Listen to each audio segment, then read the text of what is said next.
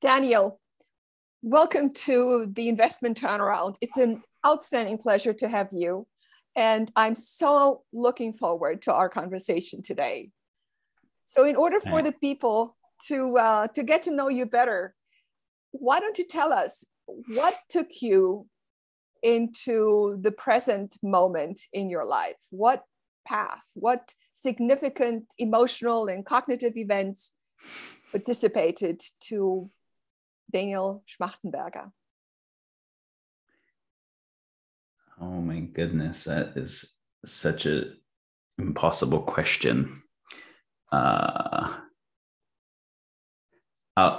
there's so many different ways I could answer it. So I guess one through line that is pretty central and is relevant to things I think we might discuss today. I was homeschooled and by parents that wanted to kind of run an educational experiment of letting their kids design their own curriculum. And this was similar to some of the unschooling ideas now, but before unschooling was a thing. My parents' interests were Buckminster Fuller and kind of design science and Fritjof Capra and systems science and kind of the philosophy coming out of modern physics and world religions and spiritual traditions and, you know, the best kind of thinking stuff coming out of the hippie movement time period. And so obviously as a kid getting to design my own curriculum, being exposed to those things made a difference because no one's going to choose to study something they don't even know exists. And so it's nice to have those. And so I was studying the sciences and interested in how the world works, studying the philosophic traditions around what we're really here for and what is meaningful. And then in studying things like the Bucky Fuller design science work, thinking about how do we redesign the technological substrate of civilization fundamentally, those were kind of early interesting questions. And I got into activism very young. That was one of the other big areas, and it got to be homeschool curriculum time. So I got to do a lot more like frontline activism stuff and research younger than a lot of people would. And it started with animal rights stuff and started with factory farming and then went to whaling and overfishing and species extinction and with PETA and Greenpeace and all those types of organizations. And that was the beginning of kind of existential devastation for me of how much human-induced unnecessary suffering and just rolling atrocity there is on the planet. And then how can I consider my life a success while that's happening? Like there has to be something wrong with me that I can disconnect from that and just be happy to party. And so I remember the very first thing when I was like 9 years old that I had this feeling around with factory farms was if they still exist when I die, then I failed at anything worth living for because I can't have a world that I feel good about where that exists. The hard part was I kept adding things to that list because, you know, then start studying extreme poverty and then start studying the things that lead to unnecessary wars. And then, and this was kind of like the centrally torturing thing for me was everybody said that these all are such hard issues that nobody's fixed them. And so it would take all of my life focusing on one of them to maybe have a little bit of a chance. And that means ignoring all the other ones. And I just couldn't. And fortunately, the system science focus started to give me a sense that maybe part of the problem was focusing on these things in isolation and not what interconnected them and the underlying patterns that gave rise to them. Why do humans make shitty choices? Why are we not good stewards of the technological power that we have? And, you know, so there were things that I knew I needed to study to be able to even think about it well. So I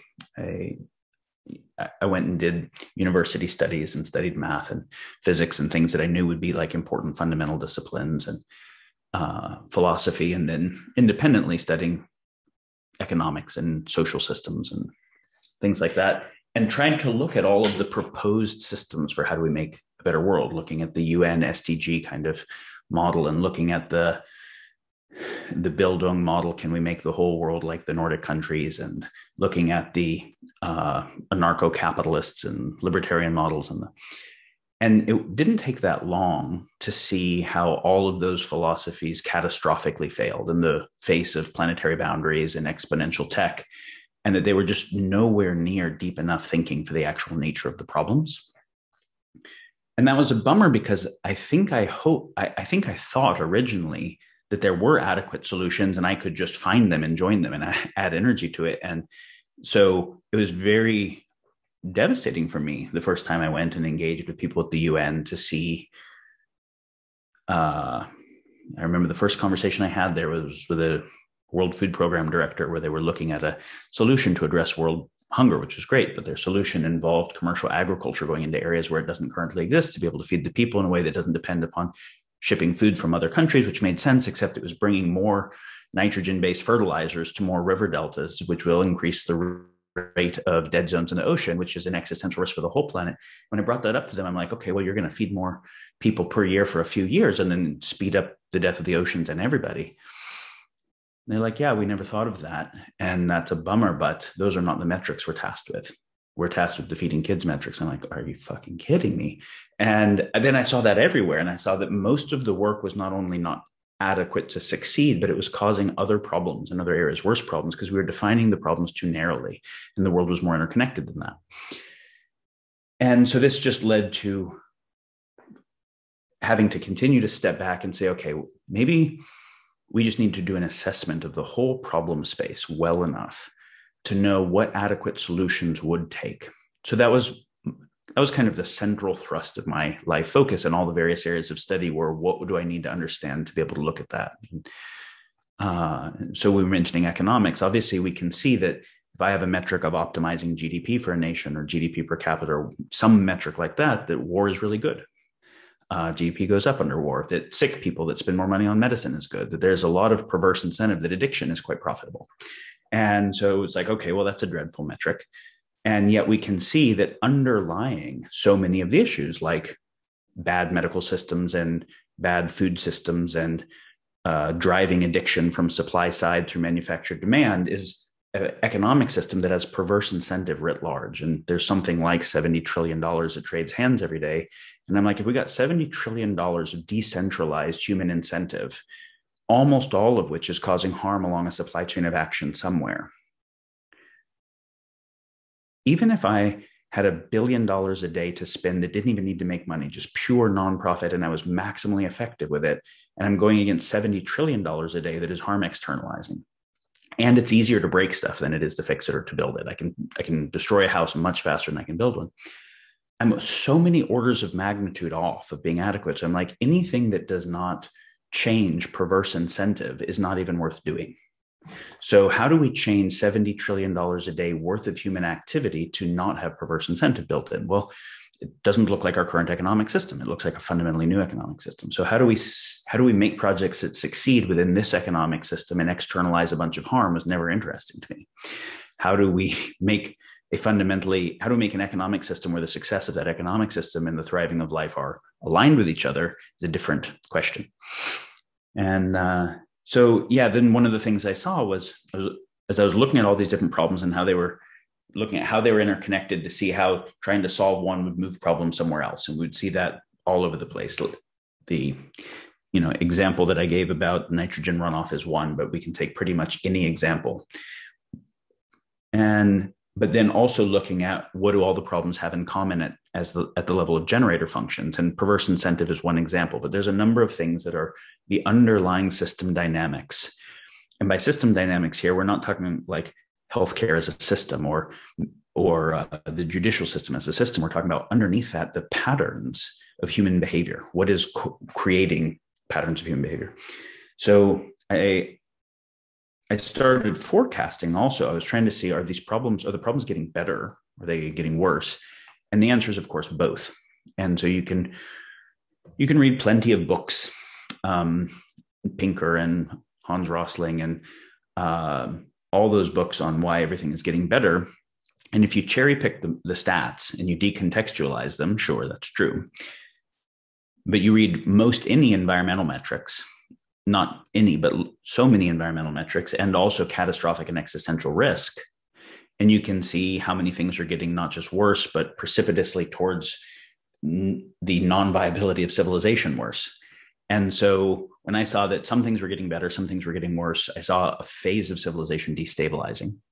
And that clearly we didn't just need more of the type of actions that we were doing, more nonprofit projects, more impact investing, more UN SDG stuff, more laws being made and more tech solutions, because the whole body of all of that was not converging towards adequate, because every year we were getting more total catastrophic risks and higher probability on each of them. When CRISPR comes along, we have way more chance of all dying from bioweapons. With development of AGI, we have way more chance of dying from AGI-based risks. With the development of drones and the weaponization of drones and their ability to take out infrastructure. So it's like, okay, the total probability space of catastrophe is rapidly expanding. And if you look at the UN world, we haven't solved any of the SDGs. They were called the Millennium Development Goals before. We didn't solve them. We never succeeded with this nuclear deproliferation. Since the UN started, we went from 2 countries with nukes to lots of countries with nukes, and faster nukes and better nukes.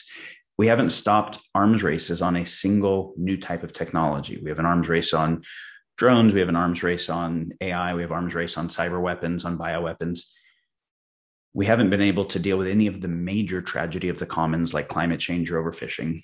So it's like, all right, our problem-solving processes writ large are not adequate to the problems we face. So we shouldn't have 17 SDGs. We should have one superordinate one that is develop the capacity to coordinate effectively towards global level issues. If we don't have that, we don't get any of the other ones. If we do get that, we get all the other ones. So how do we develop better coordination capacities towards global level issues like arms races and tragedy of the commons and things like that? And so that's kind of been the through line, is seeing all of the problems, seeing how they're interconnected, seeing what's underlying and driving them, seeing where the solutions have some effectiveness but are inadequate, and thinking about and working towards what would new problem solving processes adequate to the problems that we actually face look like, and how do we bring those about? Brilliant. So how do we? You mentioned AGI. I just wanted to explain AGI is this, it's like what artificial intelligence, artificial general intelligence as an explanation. So how do we? What are the acupuncture points? Obviously, there are enough smart people on this planet to be able to develop this whole system thinking and come up with solutions. Why? What makes it so difficult for such people to come together and come up with solutions and implement them? Because obviously there are many, many people who have these solutions, but they don't have the political power, the influence, the money, whatever, to make them happen. So what are the fault lines of existing systems, and what are the possibilities we have to find these acupuncture points and influence them? So that just to frame me, let me frame this a little bit better. You went on record saying that we're currently facing World War III, and it's not kinetic, so we don't really see it. We think it's peace and it's wonderful, and we all can whatever be blessed to buy this and that and the other. But in reality, we are deep at war with one another, and we are on our best way toward extinction. It's only a question of time. So how do we save ourselves? It's just a simple question for you, dear Daniel. So everybody knows that the thing we call politics and the thing we call war are a gradient of basically rivalrous interests. Von Clausewitz famously said, war is politics extended by other means. But it's more like the other way. It's more like politics is how we sublimate war, where we want different things. And yet, diplomatic warfare, economic warfare, cyber warfare, narrative and information warfare, population-centric warfare Are those politics, or are those, well, they're outside of the domain of what we consider the agreed upon political process. They're not kinetic warfare. World War II was kind of the end of kinetic warfare being a viable solution for the major powers, because any weapons that the major powers used against each other to really be able to deal with it could escalate. And we had weapons now big enough that you have a war that nobody wins. So after that, we had to depend on proxy wars, which we've done a lot of. We've noticed there have been no major superpower wars since World War II, heaps of proxy wars. Well, in order to fight a proxy war, you again have to base it off propaganda.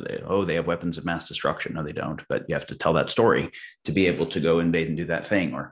And that is a kind of non-kinetic warfare, right? So we fight proxy wars and we fight non-kinetic, unconventional wars. So is it fair to say that the world is in peacetime right now? No, I don't think that's fair to say. I think we can see the total number of cyber attacks that are obviously not peacetime. We can see the increase in total numbers of catastrophe weapons. The first real catastrophe weapon we had was the bomb. And before that, the major empires of the world always fought. There were never times where they didn't fight. That was how we dealt with our border issues.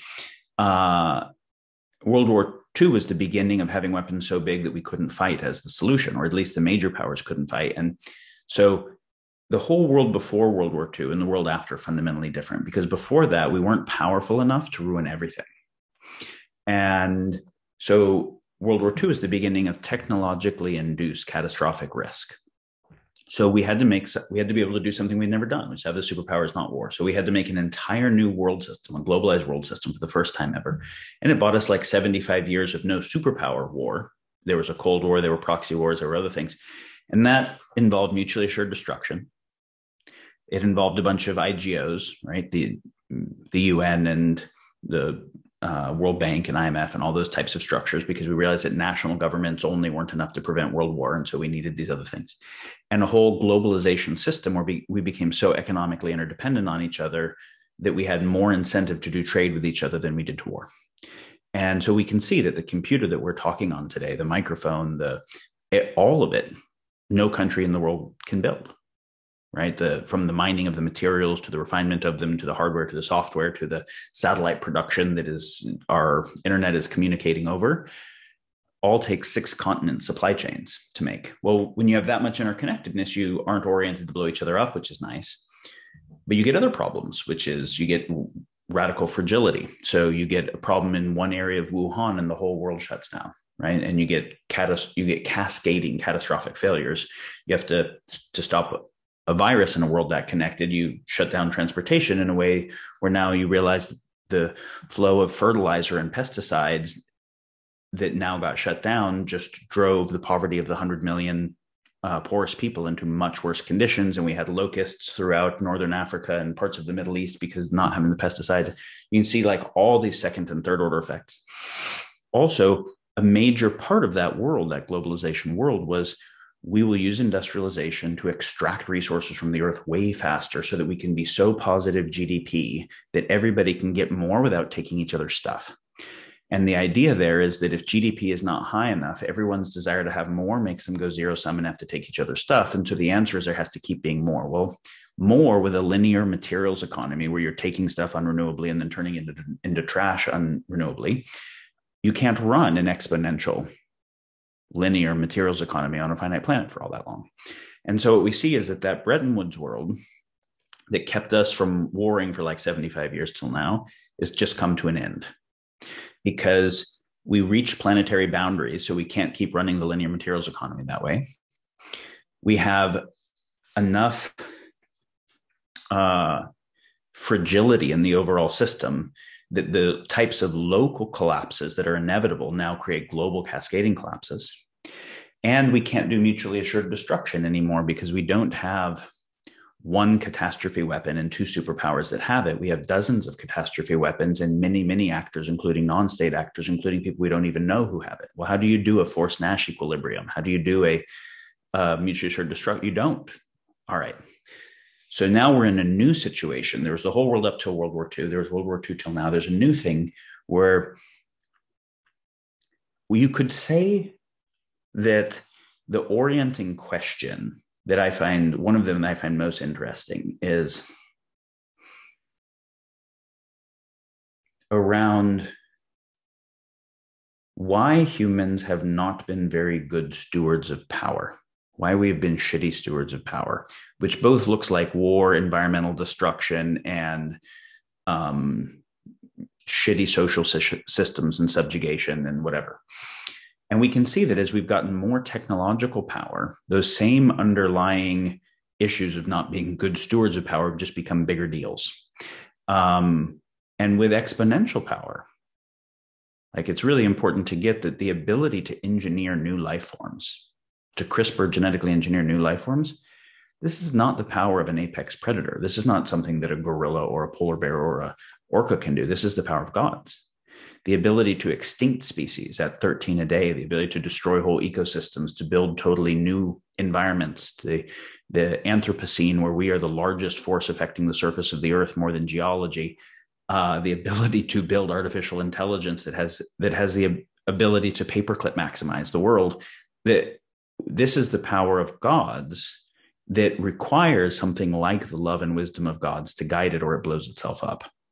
So while this has always been an interesting topic of how do we become better stewards for our power, it is now a critical topic, because rather than just having local wars and local environmental destruction, which we've had for the last 10,000 years, exponential warfare blows everything up on a finite planet. Exponential externalities ends a finite planet.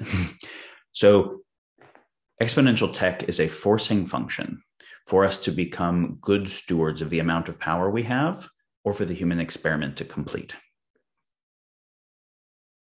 So a way of thinking about it, if we take exponential tech and the emergence of it as the center of our inquiry, which I think is the right way to look at it, we take a realpolitik view and just look at what is happening and what is going to happen. We can say that World War II there's a bunch of other ways of looking at it. This isn't the only way, but it's a useful way. World War II is a few competing social ideologies competing over a chunk of new tech that was all made possible by a level of science. So you've got communism, you've got fascism, and you've got capitalism, liberal democracies, something like that. And basically physical chemistry, right? Atomic physics, physical chemistry got to a place where the bomb, the V2 rocket, the computer, and chemistry all basically came on board at the same time. And Germany was way further ahead than the Soviets or the US for different reasons. And we realized that was existential and had to catch up. And so the US did the Manhattan Project and invested like crazy, which was not market investment. That was state investment. The market did not build the nuclear bomb, right? It didn't figure out computation. So the idea that markets innovate and states don't is utter gibberish, because both Germany and the US and the USSR that developed all those things, the Apollo project, Sputnik, et cetera, those were all done by states, not by markets. And markets have never done anything of that scale of development before or after. So we can think of that as a few competing social ideologies for who would get the new tech, because whoever would get the new tech would rule the world. And we can see that the US kind of came out ahead. So we get a Bretton Woods world rather than a Soviet contracted world or whatever else. Well, the tech jump we're at right now, the center of it this time is computation. Computation gives exponential returns rather than multiplicative returns, because I can make a piece of software once and then sell it an infinite number of times with no cost of goods sold and no cost to transport the bits. That's very different. Anything in the domain of atoms or energy, I have cost of goods sold and cost to transport the energy of the bits or whatever. So computation's at the center, and at the very center of that is AI. And then coming out from there is the application of AI and computation to upgrading the computational substrates, quantum computing, photocomputing, DNA computing, et cetera, other critical computational capacities, crypto type stuff. And then the application of that to things in the domain of atoms and energy. So biotech, by being able to apply AI to protein folding, nanotech because of that, material sciences because of that, robotics that are run by AI, all those kinds of things. That chunk of tech that is emerging right now is orders of magnitude more significant than the World War II chunk of tech. Who only those who are directing it will have any say in the future, because it is that much more powerful, and power has been what determines the future. And this is the realpolitik assessment. Right now, there are only two types of groups, as far as I see it, that are trying to direct that type of tech: authoritarian nation states and corporations. So authoritarian nation states, China is not the only one. And I'm not saying even that China isn't doing things that are quite smart and reasonable. Of course they are. But China is not leaving the development of its tech completely to a market that isn't aligned with the long-term plan of its country. It has a long-term plan for the country. It makes sure that what the market does is aligned with it. So if a corporation starts to do something that is too far outside of what would benefit it, like the Ant Group started to do, they bring it back in line. They have a huge amount of R&D themselves as a country, so they're applying AI and attention technology and IoT and robotics and whatever to making a better country, not just a military, not just an economy, but a better nation state, right? And so this is why they have been able to not only make high-speed trains within their country, but export them all around the world. And the US hasn't built one within its own country. This is why they have something like 94% of the supply chain on rare earth metals. This is why they, have the majority of lithography and like really foundational things. So we can see that an authoritarian style nation state that can, because they don't have term limits, they don't have a perverse incentive to only do shit that will create returns within 4 years so they get reelected. So they can do long-term planning. Because they don't have two parties fighting against each other, they have the ability to not have all their energy used up as internal friction and heat, right? So they can actually do fairly decently coordinated long-term planning. Well, that's just a more effective system. That's a particular point. So you see that. And then in the West, you see that the development of the exponential tech is mostly not happening by the government. We don't see Manhattan Project type activities. We see narrow applications in the military, but the military is not the government. It's not how the state tends to the people. It's not a better system of democracy. It's not a better system of educating the people. It's not a better system of creating a healthy economy where people have something like the possibility of upward mobility. All of that's left to the market, but the market that is doing it, the people who are running it aren't elected. They don't have accountability to the people. They don't have jurisprudence of this kind. So you can see that the companies that are developing the tech are becoming exponentially more powerful companies. And they're becoming so powerful that they're more powerful than countries in many ways. Facebook and Google have more users than China and the US combined have people. And they have more data on them. And they have more behavioral influence over them. That's fucking powerful, right? And not only is that not strengthening the US outside of GDP, even though they don't pay taxes proportionally, it's destroying the basis of the US functioning, right? Those are running a business model that optimizes people's time on site, uses AI to optimize time on site, which happens by appealing to people's biases and in-group identities and all that kind of stuff, which actually polarizes people against each other so much that anything like democracy becomes impossible. So we see that the exponential tech is making exponentially powerful companies and actually destroying Western democracies and republics in the process. So that converges towards a new feudalism. And so we have basically exponential tech has two attractors. Either it causes catastrophic risk directly, and so you just don't have civilization anymore, or you get shitty civilizations. You have two options within each of those. Shitty civilizations look like authoritarian nation states that are empowered with exponential tech, or feudalism that's empowered with exponential tech. The catastrophic risks looks like two kinds: exponential externalities, which equals destruction via planetary boundaries and environment and stuff, or exponential warfare, which looks like different things that lead to escalation pathways to World War III. So those are the four attractors, I would say, that are out there right now. And they're all bad. They're all dystopic. So I'm interested in a new attractor. And given that only those who are directing exponential tech will have the power to have a say in the future, but we want to have exponential tech not be used dumbly in a way that causes catastrophic risk, but also not create a type of civilization that is undesirable for the majority of the people, right? That is not aligned with participatory governance and high civil liberties and things like that, then we get a very clear design constraint. The design constraint is that the number one imperative of the world, of civilization, if they are paying any damn attention, needs to be the development and implementation of the new emerging categories of exponential technologies to making new social technologies, to making democracy 2.0, republic 2.0, open societies that are both aligned with the kinds of values that we care about. They'll be different, right? And they should be different. The idea that you just vote on propositions, where the propositions you had no say in, and they're made by special interest groups and they're all bad. If you vote yes, it benefits one thing and hurts something else, which is why 50% vote for it and 50% don't. It polarizes the population. That's not democracy. Voting is not democracy. Democracy is a way that people can participate in governance. That's a stupid system. So will the new systems look like just digital voting? No, they'll look like better ways to actually be engaged in the crafting of the propositions themselves.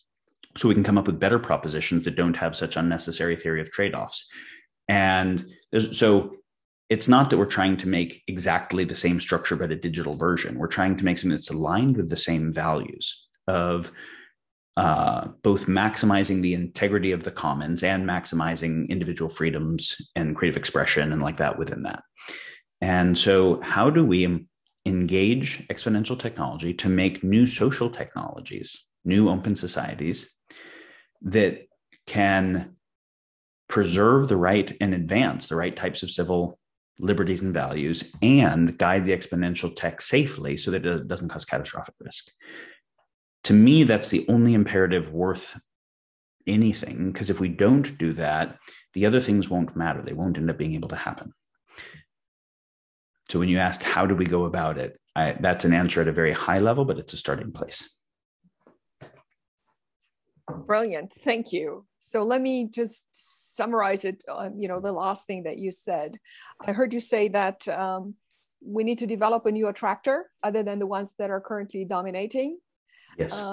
And your solution, or and another alternative is what Elon Musk is doing, getting ready to colonize Mars, because I don't think he hopes or believes that we will be able to develop our consciousness to the point where we will be able to implement the social engineering that you are just describing. If not, we will probably export the same social failures to that system.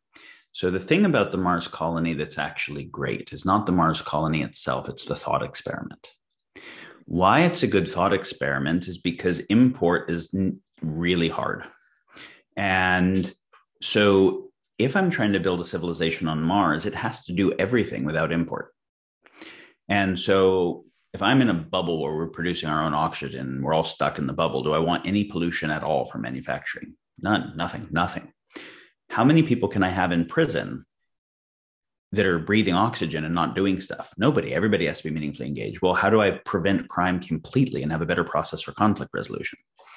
We have to do our own biotech. In that world, a GDP maximization isn't the thing that matters. I don't want sick people. How do I prevent,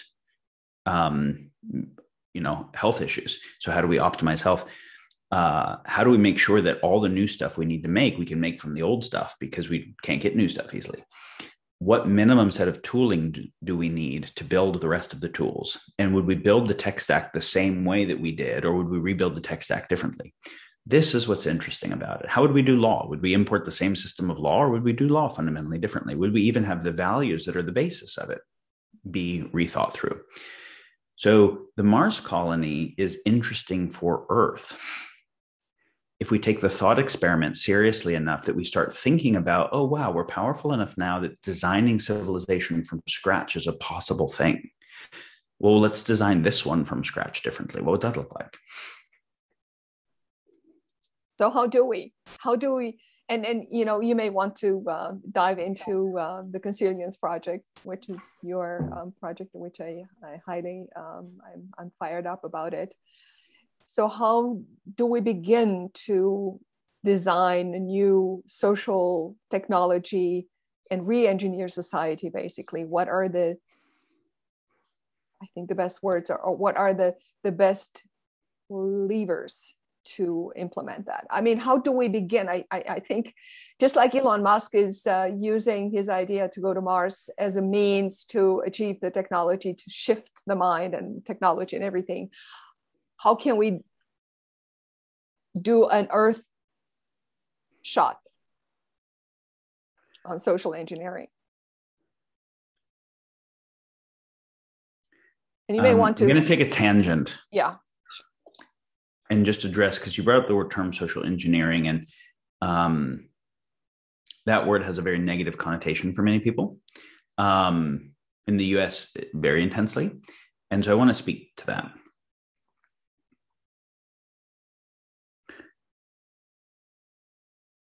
When we say social engineering, a social system, a society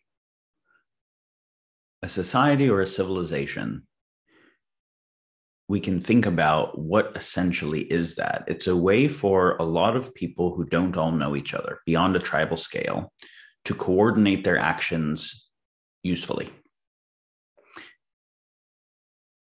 That's kind of fundamentally what it's about. And tribal systems before that were different because there were not that many people and everybody knew everybody.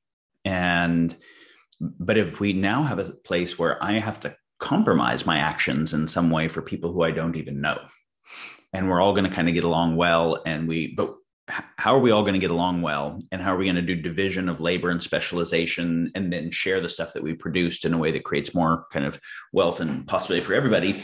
We have to have some systems of coordination. So I think of civilization as coordination systems. Civilizations fail either because they can't bring about the order and coordination necessary, so they fail in the direction of chaos, or the way they bring about the order is imposed. So there's here's rule of law, and we're going to impose this rule of law by force. And so then it becomes increasingly oppressive, and then it fails for those reasons. And so civilizations teeter between oppression and chaos, right?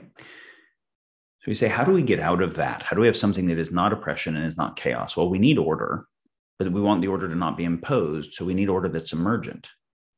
How would we possibly have emergent order? This is the idea of a democracy or a republic or an open society, participatory governance. And you notice that they were aligned whenever they emerged in the world. They were aligned with some idea of an enlightenment of some kind, a social enlightenment that had the idea. And if we look at modern democracies emerging out of the kind of European Enlightenment, the key in the European Enlightenment was the philosophy of science and the idea that we could all come to do the same experiment, get the same result, and there was an inherently unifying property to the nature of objective reality. So we could make sense of the same world, because what we're trying to coordinate is the choices we make. Well, what's the basis of our choices? Our sense making and our meaning making inform our choice making.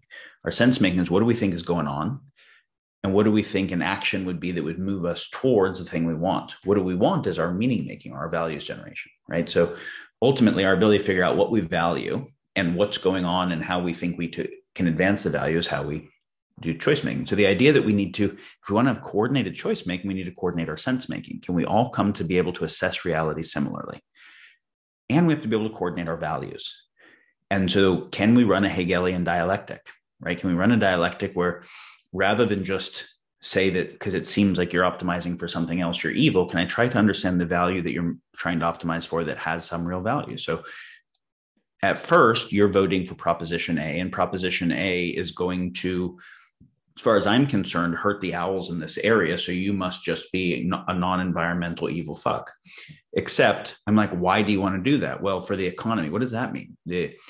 Well, it means that you are actually in a resource insecure situation and your kids don't have job prospects. And that Proposition A looks like it will actually give your kids a better opportunity to have a good life. So the value for you is the opportunity space for your kids' lives. Okay, well, maybe you're not an evil fuck. Maybe that's a real value. And maybe you don't even not care about the owls. You're just forced into a situation where that proposition unnecessarily polarized them. Is there a way to care? But you think that I'm evil because I want your kids to be poor for some fucking owls, right? Well, what if we just say, how do we take all the values and recognize that they are not necessarily opposed, and try to take all the values before we come up with a proposition, and then come up with a proposition that meets the values the best that it can. We don't even try to do that most of the time now. A special interest group will make a proposition based on some very narrow value that, of course, externalizes harm to other things, and we're not even trying to do a better job of that. So the idea of a democracy, though, and earlier democracies did try because of smaller scale. Like in the US, you weren't making huge choices. They were mostly in a town hall where everybody could just talk. And so a special interest group wasn't making the proposition. We were all talking. We said, what about this idea? Well, that's not quite right because of this. What about this idea? And you could leave sometimes without even voting because everyone would just agree this is the thing to do. There was a quote by one of the founding fathers of the US, something to the effect of that voting is the death of democracy, because it means that we didn't have a good enough conversation to come to shared understanding. And then the vote was a way to sublimate violence. But the idea of, can we get emergent order? Well, if we can unify our sense making, that we can make sense of reality similarly, and we can unify our values, can I try to understand your perspective? You can try to understand mine well enough that we say, now let's put all these values together, and then let's use design process to design a solution that will meet everybody's values as best as possible. Maybe not perfectly, but as best as possible, factoring the physical constraints that our sense making shows us. That's the right kind of direction to be able to get emergent order. Well, we can see that since the modern democracies have emerged, the world has gotten much more complex technologically, ecologically, et cetera. And our capacity for shared sense making and shared meaning making, meaning our training in civic virtue to listen to each other well with good faith, and our training in the relevant areas to understand the world, has gotten worse, right? And so social engineering, the kind of social engineering that brings about order through imposition, we're not interested in. What we want is something that actually makes that kind of social engineering impossible, because the people recognize propaganda and manipulation and those things when it happens, because they have good sense-making capability. And where that is, so it's both impossible and not necessary, because the people can actually coordinate. So what we're looking for is, how do we socially engineer a world where that type of social engineering is both not necessary and not possible? Now, another way of speaking to it is, conditioning of people is not avoidable. You can't not condition people, right? They're going to be born and learn Mandarin if that's what they're hearing, or they're going to learn English, or they're going to learn German, or they're going to learn whatever. Just what they're hearing is conditioning them, right? It's conditioning them to think a certain way. It's going to condition their aesthetics, their values, their whatever, based on what they observe. So we have to realize that you can't not condition people. So given that it's inexorable, what is a meaningful human life? What is a civilization that makes meaningful human life possible? And how do we want to condition people such that they both have the best life possible and can contribute, that we have a civilization that makes the best life possible for the people, and people that are disposed to live their life in a way that in turn contributes to a civilization and other people? So I just wanted to say that briefly about social engineering, is that there is an element of social engineering. Before you move on, I'm German. I'm a German citizen, half Romanian, and Germany's been very well known for voting green.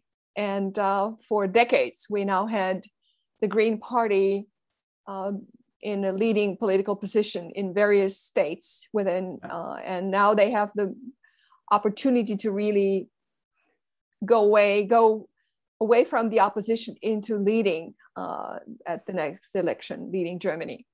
And one of I'm referring to a question as to how to implement what you just said, because and I am a green voter, obviously, but one of the reasons why they were not a leading political party over the past 16 years has to do, although they tried, has to do with, from my perspective, with the fact that they try to, well, first of all, they went into these never-ending conversations where no decisions were taken, or if a decision was taken, they were trying to impose it on other people, like eating, not eating meat on Fridays. And that, of course, that, and I'm a vegan, so I don't have a problem with that, but that led people to not vote for them. So my question is, how do we optimize for the integrity of the whole or the wholeness in trying to come up to an emergent order without ending, in these endless conversations and not having to impose a decision onto people that do not agree with and lose political power and leadership for that matter? Am I making myself understood? Yeah. Thank you.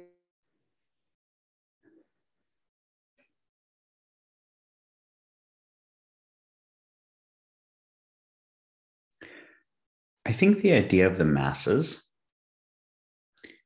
is class propaganda. I think that if I want to be a ruling class, the idea that most people are too dumb and unmotivated and lazy and irrational to rule themselves well, and so we kind of have to rule because we are the ones who know what is right and good. That's a very convenient belief for those who happen to think that they're part of that class. And so if I look in I'll speak about the US because I know it better. So if I look at the dumb masses that think Africa is a country and can laugh at them and whatever, which we see, right? There's a elite focus that we'll do that in the US. But I look at the schools they went to, and they're shitty schools. Then I look at where do the wealthy kids go to school, and go to a place like Exeter Academy. Well, at Exeter Academy, the average person becomes like a senator, right? And like the people that do the worst still become partners at a law firm. And I think if I took that person who thinks Africa's a country, who had a shitty school, parents, no tutors, etc., and put them in the same position and put them in Exeter Academy with the right tutors and teachers and everything around, they would be similar. So the masses are the result of how we condition the people. And this is why Benjamin Franklin said, that the ultimate depository of the power must be the people. There's no other thing that is actually a trustworthy depository of the power. And if we believe the people too uneducated to be a safe vessel, the only answer is educate them better. Everything else becomes evil. It's a big damn task. But look at the options, right? The other options are starting with the idea that I'm meritocratically better, right? I know what is true and good and right better. So I'm willing to, like, let's say I'm going to do this thing about nobody's allowed to eat meat on Friday, whatever it is, because otherwise climate change and the whole world will end. And, it seems like it's worth kind of forcing people. What I'm saying is, wait, is that a law? Does that mean I'm going to take someone to jail if they violate it? Does that mean we're going to use a monopoly of violence via a police force, with internal kind of military capacity, to take away people's freedoms because I'm so certain that we know what is right, that we're willing to implement it with a monopoly of violence? Where does that go as you keep going with that process? What legitimate authority is legitimate enough to maintain not being corrupted in the presence of that? So basically, when you come back to the early narrative, I said that the problems that we face today are not being solved by our current problem-solving processes. So we don't just need more business solutions and nonprofit solutions and et cetera. We need fundamentally new types of institutions that have the right characteristics to solve these types of problems. Well, who's going to build those new institutions? And it's important to get, when we look at, like, the world has built totally new types of government and new types of institutions. For 200,000 years, it was tribalism. And it wasn't until the emergence of the plow and baskets and a few things that we started to get the different types of empires, right? And then that kind of emerged into certain dominant types of empires and feudalism. And then feudalism for so long that, like, the idea of something like nation states and markets wasn't even an idea that it would go that direction, and that new thing. And then obviously post World War II, not just nation states, but like intergovernmental organizations at a global scale and multinational corporations. So the world does evolve its social technology. And we can see that when the founding fathers of the US were founding the Constitution, they didn't have AI as an issue to worry about. They didn't have 8 billion people. They didn't have planetary boundaries that were coming up. They didn't have such interconnected supply chains that a break in one area could break everything.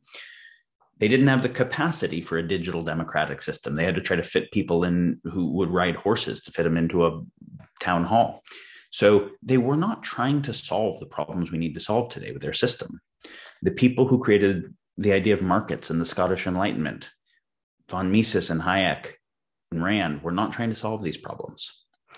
And neither was Marx, neither was any of the social theorists. So we need fundamentally new social theory that starts with understanding our problem space. And so the problem space requires new institutions and new problem-solving capacities. Those have to emerge from people popularly starting to want them, care about them, be willing to empower them and participate with them, so that the power of governance emerges from the consent of the governed. Otherwise, it will be imposed, which is its own dystopia. Wonderful. Would you like to dive into the Consilience Project as a contribution to achieving that goal of developing a new social theory and education system to implement that, to inform the public space and avoid what AI and what Google and Twitter and Facebook are doing? Yeah, so everything we're talking about is the problem space that the Consilience Project is focused on. And I'll take one more tangent first, just because I think some of what I'm referencing might not be grounded in example for people and might be helpful. I'm guessing that most of the people who are listening to this are aware of many of the types of existential risk that exponential technology makes possible. If not, go watch Nick Bostrom give a short overview of it on TED. Briefly, things like nukes are hard to make. Not that many places have uranium. It's hard to enrich uranium. You can see who has it because it's radioactive from a satellite. It's not hard to make drone weapons. Commercial drones are good. You can 3D print drones. Being able to put the charges on them are easy. You can take out infrastructure targets that way. Infrastructure targets can lead to pretty big cascading failures if you know which targets to look at. We can see that that's happened a couple times recently, and they weren't even really good targets. They were small things, but the drone a couple of years ago hit a Ukrainian munitions factory, and a little homemade drone did the level of damage that an incendiary bomb would take. Run that out a few years, see that tech getting better, and think about it. And you're like, all right, well, and now think about how cheap CRISPR gene drives are and how easy cyber attacks on infrastructure are. The thing that happened with the pipeline on the Atlantic coast shutting down recently where nobody could get gas, we've known about that for a long time. Nobody's done anything to protect. For 25 years, we've known that was a type of risk, but now it's easy. It was kind of hard before. Now it's super easy. So if we have decentralized, meaning not just state actors, but non-state actors, if we have decentralized, exponentially more powerful, which could mean exponentially more catastrophic technology, how does the world remain anti-fragile in the presence of that? It's a big question, right? It's a big question. For the most part, Western countries aren't even taking the question seriously. China is taking it seriously. Their answer involves ubiquitous surveillance. It's not a dumb answer. It's a problematic answer. It's a smarter answer than no answer. What's a better answer? We need to I would propose better answers than that. But just to say, if people have not thought about how exponential tech causes catastrophic risks, go look into that. I have a podcast where I talk about that a bunch. But when the other example of how could any of these emerging areas of tech innovate in social systems, I'll just give a couple examples just so you can start thinking about it. You think about a new computer technology like blockchain or some other kind of decentralized, uncorruptible ledger. What if all government spending was on a blockchain, which meant that it could be perfectly audited transparently by anybody, and you could see where the money flowed with a total provenance of data, and there couldn't be any missing money, and there couldn't be emails that got lost or burned or whatever because you had uncorruptible ledgers that were transparent? Well, there's a whole bunch of corruption that just can't happen now. You just made it impossible through a kind of technologically enforced transparency. That's pretty great. Like, that changed a lot of stuff when you start to look at how much unaccounted for money there are in federal systems. Look at AI technology. You look at the ability of AI to take a number of different faces and make a new face that isn't actually a real human face, but looks like a real human face because they averaged these different faces. They can do that with sound, other things. Someone actually just emailed me a proposition they're working on about this the other day, and it's actually a well-formed proposition. What if we use the same underlying AI technology to look at a semantic field of proposals that people have and come up with a new proposition that is the weighted center of all of those propositions?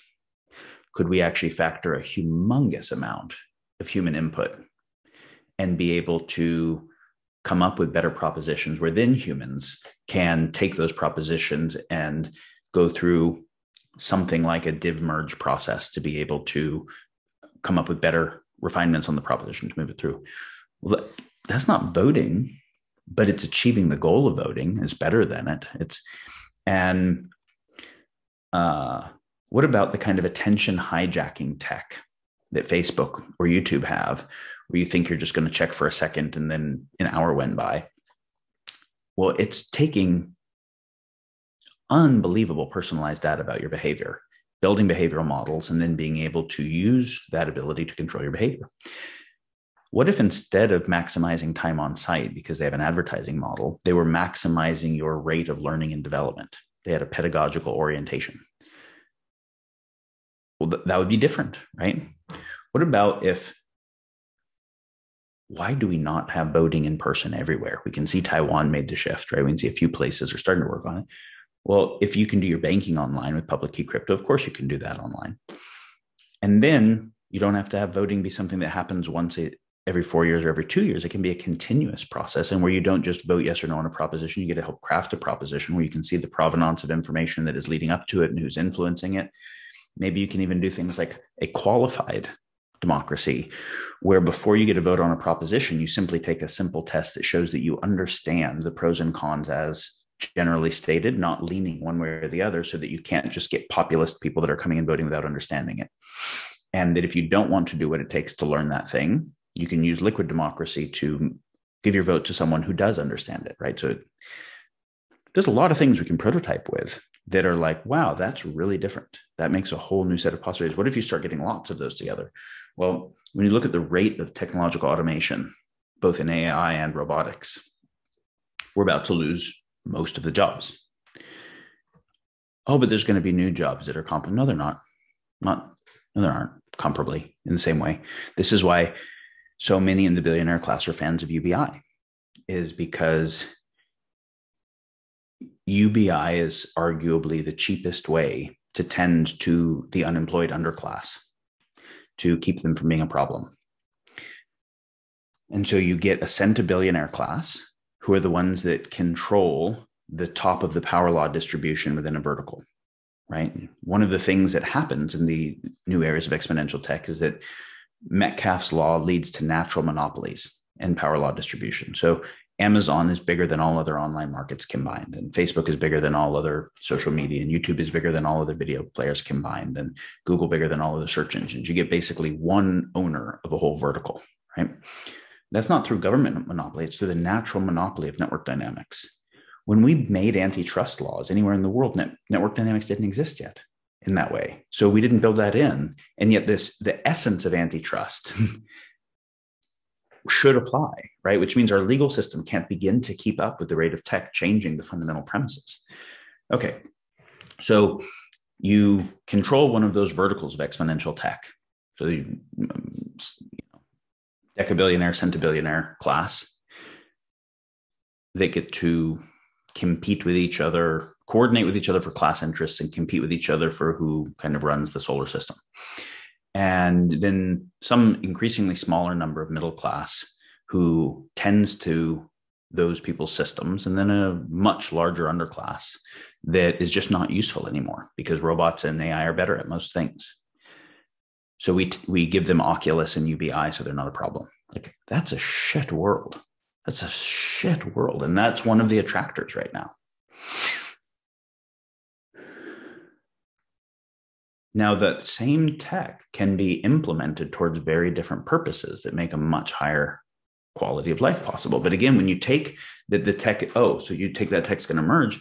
So, all right, well, the jobs are going to get automated. Well, that sucks if the people need the jobs.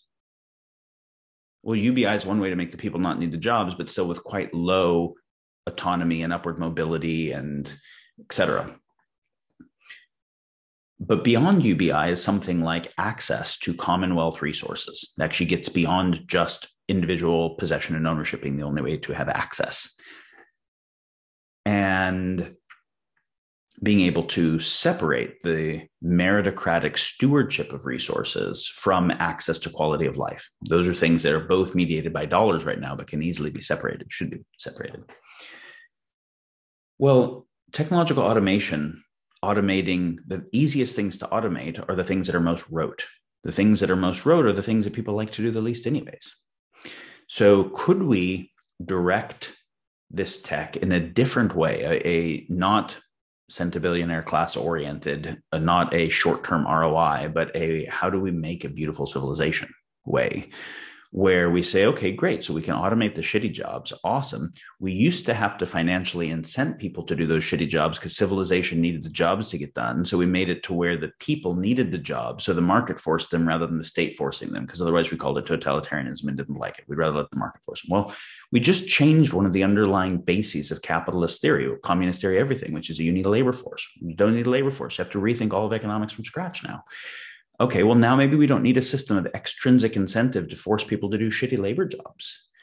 And you can make a whole education system and an economic system that is oriented towards intrinsic incentive. What is it that, what meaningful things could humans do with a life that they would have intrinsic incentive for? I don't have to extrinsically incent them to do. We simply have to support their capacity to do it. So the same technologies that are being implemented based on current easy market opportunity that lead to either dystopic worlds or catastrophic worlds could lead to really beautiful worlds. But it's not just based on the current easy market opportunity. It's based on designing it differently, aligned with long-term civilizational vision. And I guess this is one of the key things, is a system that is in the process of committing suicide, right? A self-terminating system is not a system you should try to win at. And dollars are kind of like the scorecard of how well you're doing at this current world game. And so if I have what the market currently incents, if I follow that, I'm not going to build a new system of incentive. If I want to build a new system of incentive where that $70 trillion a day of human activity is incented in a different direction, how I build that new thing is not going to be what's incentivized by the current thing. So it's going to be some people who make an evolution in their values first, who are willing to build new technologies in new ways, social and physical technologies together in new ways that create new systems of incentive that make it easier for other people to onboard into those values. But the beginning of a new civilization is always not winning at the previous one. It is always willing to fight a revolutionary war, to take some real sacrifice, to migrate to something, because something matters enough that it's worth not continuing to just try to be secure or win at the existing one. And this shift in in Sensemaking is the goal of the Consilience Project? I didn't even do Consilience Project, sorry. Thank you for bringing me back. The goal of the Consilience Project is to help this zeitgeist that the one thing that civilization needs to be centrally focused on is the development of new social technologies that both employ and direct exponential technology. The goal is to not only get that zeitgeist out there, but to get enough understanding about what those new systems must be, that the design criteria for decentralized innovation can happen. So, we're writing a bunch of articles. We have a research team of people that have been thinking about these things in novel ways for a long time from different disciplines. We're growing that team if people have the right kinds of background and insights. And so what we're writing is where people can understand, take any social system, take the fourth estate, take education, take law, take economics, governance.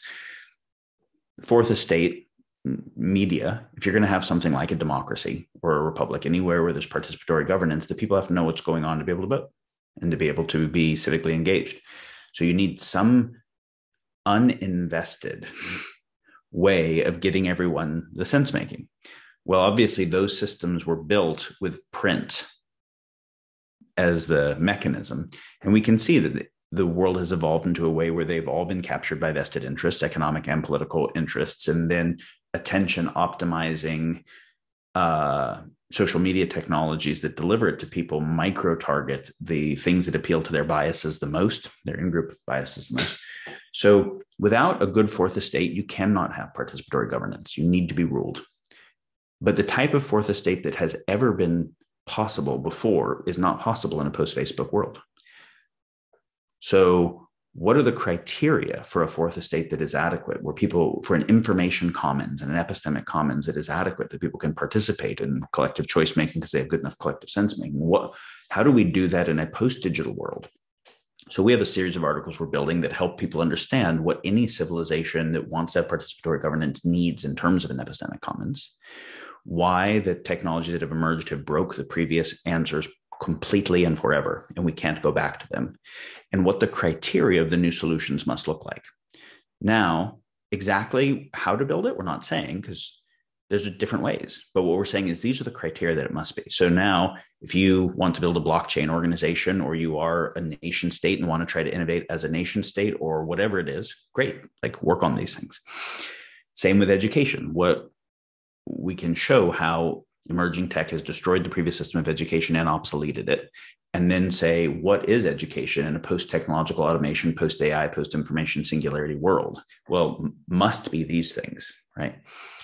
So our goal is to basically get the curriculum or the meta curriculum. It could be translated to different pedagogical levels, but the key insights, so the meta curriculum that is needed for people to be engaged in the design of the future of civilization, right? To get that out there. And then to get it translated to where, at least for most people, won't be actively in designing these systems. Some will, but they will at least be calling for them. So the people who are building them will be able to have support, whether it's political support, economic support, social support, whatever. So we're writing these articles and then trying to translate the info in the articles through things like this, through podcasts and conversations that are able to translate them, and where people who do understand them will be able to translate the message to their audiences. And so you start to get a decentralized zeitgeist of people caring about what we think is valuable for people to care about, so as to be directing innovation. Brilliant. So building meta curricula for various disciplines around the world. Ken Wilber, of which I'm a fan, has experienced more than 60 disciplines that adopted the integral model. And so it's a long journey for you. Will there be a meta curriculum for investing and or entrepreneurship? What is your plan? So let's say people start thinking about, all right, well, what are the risks associated with these various areas of exponential tech? What would it take to bind that? Can, if I'm a if I'm a government agency, I can think about what state capacities do we have to do that, or could we make? If I'm a nonprofit, I can think about that. If I'm a business, I can think about, or what kind of business could we build? We can also do things that are more creative than business as we've understood it. Things like a decentralized autonomous organization in the crypto space. So all of those are different ways of trying to organize people and steward resource to build something. So, if we look at the Gates Foundation, there was basically a kind of worldview that informed a philanthropic hypothesis. And it was let's apply business metrics, kind of business analytic metrics, to philanthropy. I would say that what we're talking about would make a basis for a new philanthropy, which is, let's donate money to the projects that are working on building the new institutions necessary, the new civilization systems necessary. Because again, otherwise, the $1 billion that we donate going against $70 trillion a day, it's not going to matter that much. So how do we actually build new systems that can scale to the thing that needs to happen? In the same way that could be the basis of a philanthropic hypothesis, it could also be the basis of a return hypothesis. It says, okay, if we're not trying to maximize returns in the short term, no matter how nasty the thing is, but we're trying to create returns while and through having that capital support the most meaningful things that it could. And what we're pointing out is a basis of criteria for assessing what meaningful things are. Is this good design? Is it actually moving in the right direction? Yeah, absolutely. I hope for that to become the basis of investment hypothesis. And I mean, even just listening to this, someone can start to think about, oh, you have a piece of technology that harvests people's individual data and does personal micro-targeting to be able to direct their attention. That sounds like a very profitable business. Towards what aim is it going? And what are the secondary effects? Oh, it's going to be this thing called Facebook. It's really for dating. And then it'll be like for tagging pictures. Well, let's think through it a little bit. How does it pay for itself? It's going to be an ad model. You sell more ads based on more time on site. How do you optimize time on site when people want to get off and do things in the real world? Well, through the things that are stickiest. So how do you figure that out when there's a huge amount of stuff? Well, we use AI and we use their data. So the secondary effect of this picture tagging app is going to be that it drives addiction in the entire population and doubles down on everyone's bias and limbic hijacks and destroys democracy in the process. Awesome. No, I don't want to invest in that. So now, if you want to change the design criteria, right, this shouldn't have an ad model. People pay for the service, and now the service, they are the customer. And so you have a fiduciary responsibility to them rather than to the advertiser and the people of the product. Now we can actually do something that's meaningful for the people. Yeah, I'll invest in that thing. And maybe it has a longer return cycle. Awesome. Long return cycles are necessary to do things that aren't evil. The short-term money on money process, it's very important to understand that capitalism is not business. It's not the same thing. Business was pre-capitalism. Business was the idea of, how do I make a good or service that people actually want based on real demand? And how do I make the best good or service at the best value so that a hopefully rational person will make a good choice? And in doing so, I get more money through production only of real value at a good value, in which case I'm a good steward of that money because I'm going to continue to produce real value. That's kind of like a very brief version of Randian market ideology. It's not capitalism.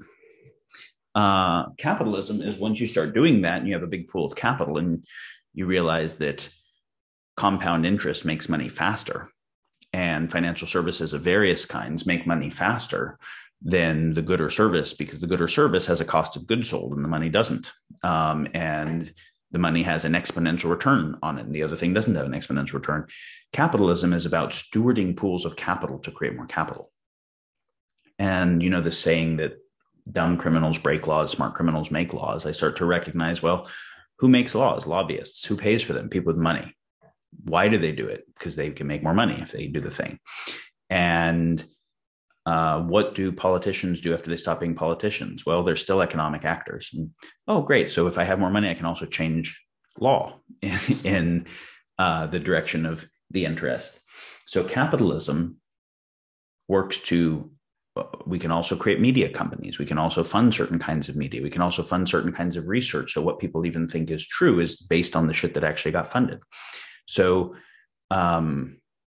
to increase those pools of capital, I can pull on the levers of affecting policy, affecting media zeitgeist and style and like that, affecting even research and the fundamental ideas of what we think is true, can affect all of that. Ultimately, to be increasing optionality and power. That is not a system that is meritocratic, where the more money you have is a sign of the more good you did. No, it's not. That's utter gibberish. I can make money through production. I can also make money through extraction.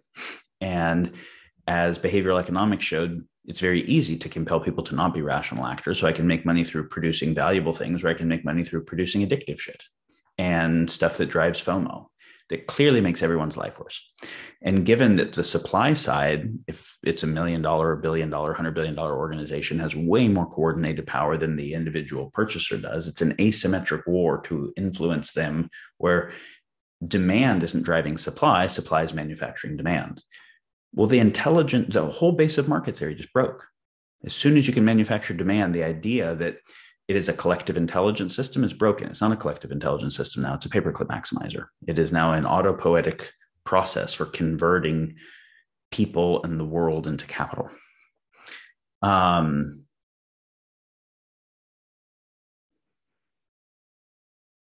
did we go there? Because you wanted to support our listeners, investors, and entrepreneurs to make better decisions on where to invest and where to guide their capital and their efforts and all of their resources toward. And I'm grateful, very grateful for that. So financial services were kind of the beginning of the end of market theory actually having any real integrity, because now I could not be producing real goods and services, but doing speculation and market manipulation, blah, blah, blah. And the ability for short-term money on money creating so much advantage that we didn't invest in real things. And then, you know, things in the domain of atoms have cost of goods sold, whereas in the domain of virtual don't. So I don't get unicorns in a year anywhere other than software. But WhatsApp is not what the world needs to be better. But all the money is going to flow away from, oh, we don't have money for green tech and whatever, because it flows to the area where you get exponential returns that are making shit the world doesn't need based on manufactured demand, because it's where the return cycles happen. That shit has to shift, right? So, so can you make a return in the current world with the money you have? Sure, doing some good things. But most of the opportunities authentically suck. Like most businesses, if they shut down, the world would be better, not worse. Most new businesses that are emerging will cause more externalities than the benefit they cause is worthwhile. Most of the ways that people make money will cause enough harm to the world that the philanthropy they do with that money will still end their life being net negative to the world. If someone wants to claim they're doing impact investing, just fucking be honest about this. Like, just don't do it as greenwashing. It's evil. Just be a capitalist. Like, that's fine. Like, it's better to be honest about it. Otherwise, if you really want to do impact investing, what do you want to impact? Why? Like, what do you honestly want to impact? And look at clearly the second order effects of the things that you're putting it into. There are some things that are worth investing in. I want way more money going into fusion. I want way more money going into many areas of energy technology, into manufacturing techniques that get to go closed loop materials economy, so we can make all the new stuff from old stuff, into the types of nanotech and manufacturing that can make that happen. Those are longer term return cycles, and they won't be exponential return cycles in the same way, because they'll have cost of good and they'll have R&D upfront. And R&D in the domain of atoms is longer and slower and more expensive than it is in the domain of software. But that's the shit the world actually needs. And it can be profitable. It can even be super profitable because it can solve major world problems. So larger investments that are longer term.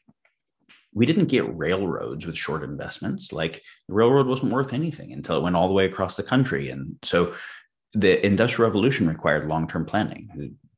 How long did Notre Dame take to build, right? Like the short-term return focus is fundamentally destructive to life. So one of the first things I can say is have a longer-term focus. And then in the thing that you're investing in, is it solving a critical must-solve problem for the world? And what are the likely second order effects it's causing? If it's not solving a critical problem, and if it generates second order effects that are worse than the problem it's trying to solve, don't invest in it. Wonderful, Daniel. It's been a great pleasure to speak with you again. I know it's 2:00 in the morning your time, so I want to thank you so much for your graciousness of time and knowledge and information and inspiration. And thank you so much for being on the program. And we will continue. I appreciate the education that you're bringing to people, Mariana. It was a delight to be with you and talk with you today. Thank you. Bye-bye. Bye.